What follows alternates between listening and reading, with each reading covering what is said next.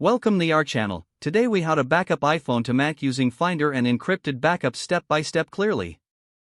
First, ensure that your Mac is up to date with the latest version of macOS. Connect your iPhone to your Mac using a USB cable.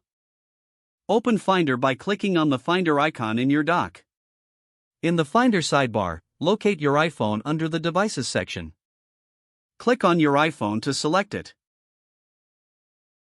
If prompted, unlock your iPhone using your passcode. You may need to choose Trust this computer on your iPhone. Once your device is recognized, you'll see several options on the right side of the Finder window. Look for the section labeled Backups. Select the option Backup all of the data on your iPhone to this Mac. To create it, enter a secure password and remember it, as you'll need it to restore your backup later. Click on the Backup Now button to start the backup process. The backup may take several minutes depending on your data size. You can monitor the progress of the backup in the Finder window. Once the backup is complete, you will see a confirmation message. To verify the backup, go to the Manage Backups button in the Backup section of Finder. This will show you a list of all your backups. If you see your recent backup listed, you've successfully backed up your iPhone. Remember to securely store the encryption password you created. Eject your iPhone by clicking the eject icon next to your device name in the Finder sidebar.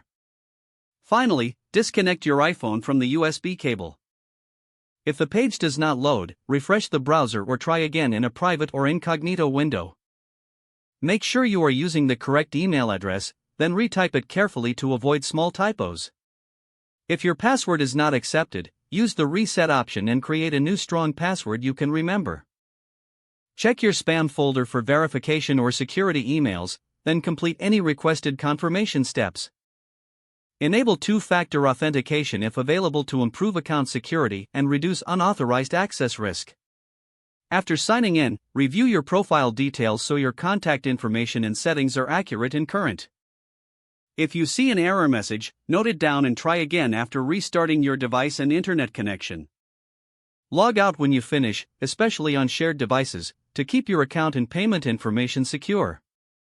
Don't forget to like this video and subscribe to our channel for more step-by-step tech guides.